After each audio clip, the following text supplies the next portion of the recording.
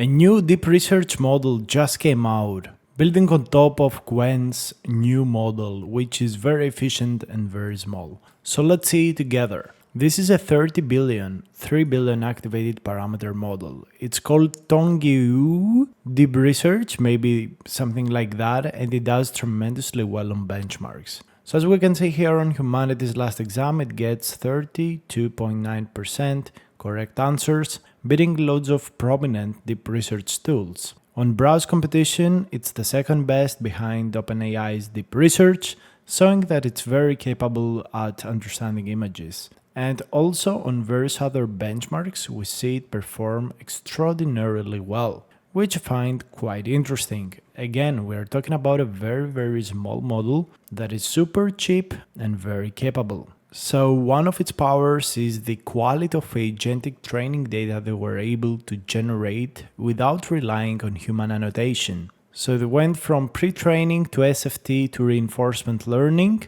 by using on-policy reinforcement learning, which I have no idea, what its novelty is, but it doesn't really matter. But this is very important because this is such a cheap and small model and performs even better than the current ones available out there. So this is a very big breakthrough in terms of compute efficiency. And they also have got a heavy model that is able to perform even better using parallel queries, improving further on the benchmarks. This is allowed and this is quite viable because this model is small, it's fast, and it takes no cost at running this procedure. So we're entering an era where we potentially have multiple agents that are very cheap and very fast to run, and the final synthesizer agent. So at the start of the year, we entered the era of agents. We started with single agents that were able to reason, we made them compute efficient,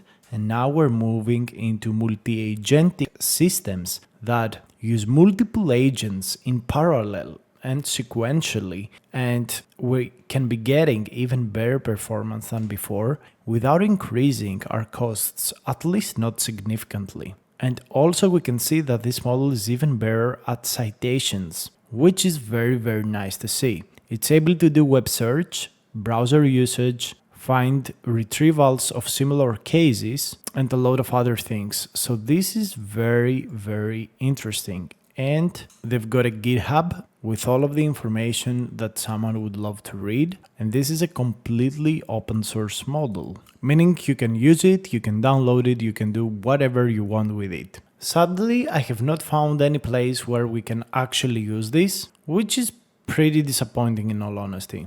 Hopefully in the near future, this is going to be hosted probably inside Qwen, so we can actually test it out, or through other chat and API providers. If you want me to make an update video to, try this out, just let me know down below in the comments.